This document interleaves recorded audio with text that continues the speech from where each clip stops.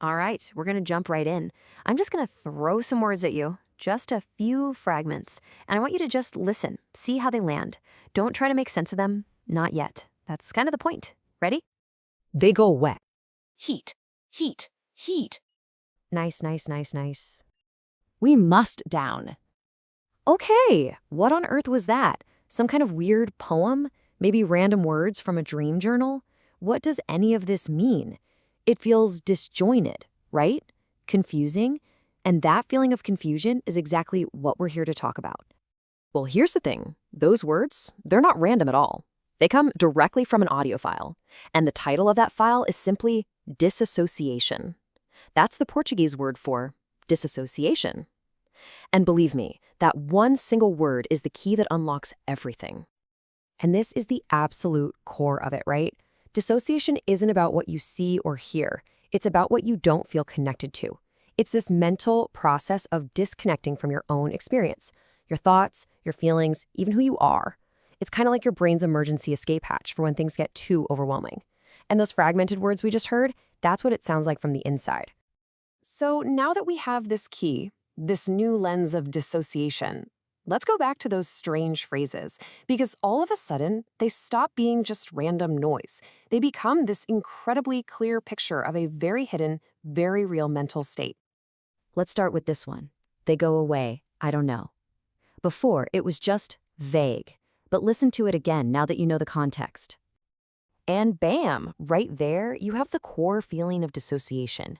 It's a profound sense of detachment. Your thoughts, your feelings, maybe even the people around you, they go away. And that I don't know, it's not just about not having an answer.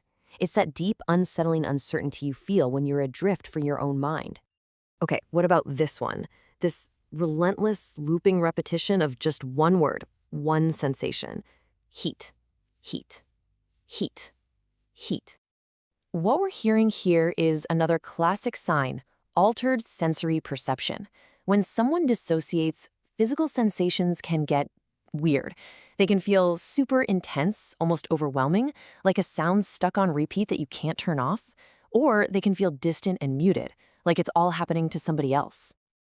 Now, this next one is really fascinating because the whole vibe just changes. We get this. Nice, nice, nice, nice. Wow, thank you.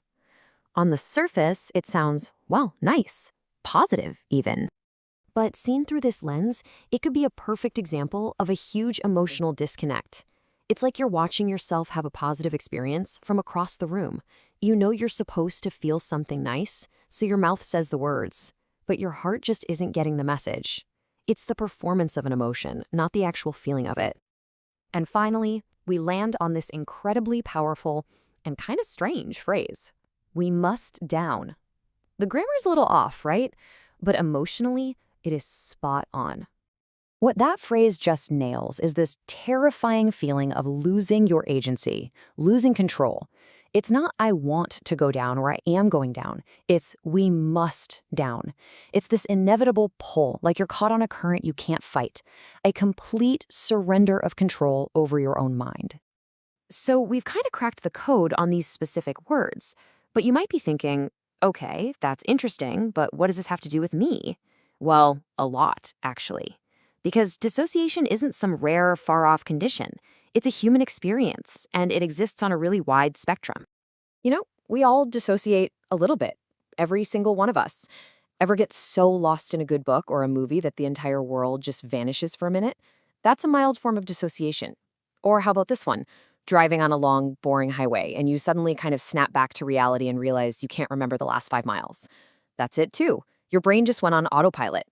It's only on the far, profound end of the spectrum that we find that deep, really distressing disconnect that we heard in those first few clips. It's the same mental process, just at a completely different volume. And that kind of brings us full circle. The words we heard today might feel like they're from another planet, but they are describing a deeply, deeply human experience. So if these are the words of a hidden reality that some people are living in, it really makes you wonder, doesn't it? How can we learn to listen better?